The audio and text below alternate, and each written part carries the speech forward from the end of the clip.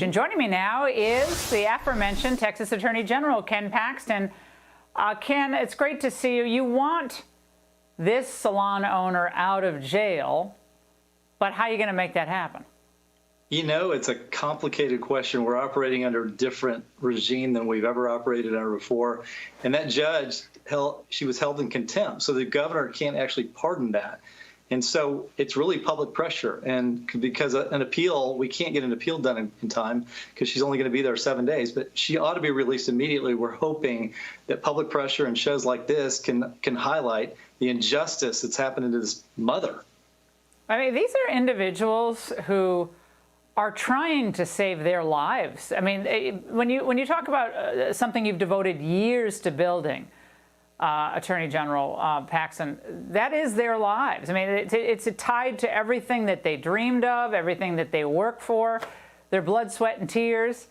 And so, in a way, I saw someone say online, she's fighting for her life. But for that, they're putting her in jail. Laura, you couldn't have said this any better. I had my own business, and you have rent payments. You have all kinds of expenses that you're incurring while you're not making any money. And this is a woman that has expenses. She has children.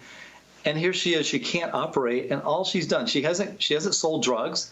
She hasn't hurt anybody. She hasn't killed anybody. And yet they're releasing prisoners in Dallas, and they're putting her in jail.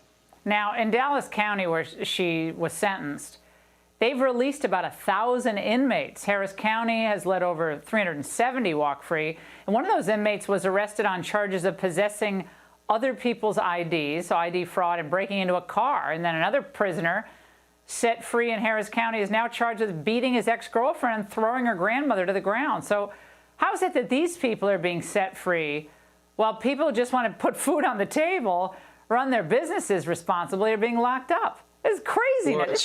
I can't believe this is America sometimes, and I can't believe this is Texas.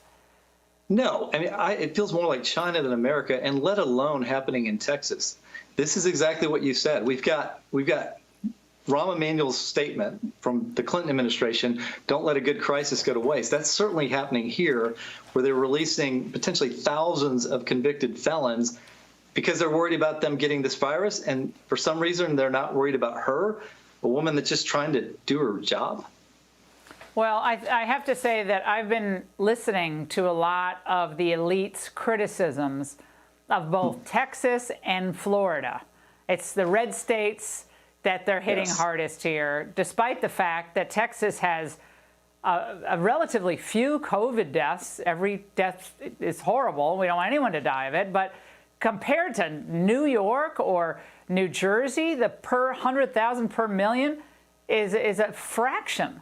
Florida has also had an exemplary record, but they are just slashing at Texas. Like, you guys are out there just killing people because you want to, go to a bar or barbecue or something.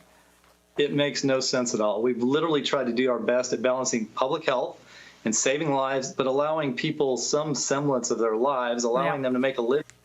How is that wrong? I literally don't get it. Attorney General Paxton, we're going to be following this closely. Thank you for what you're trying to do and give voice to this at the very least.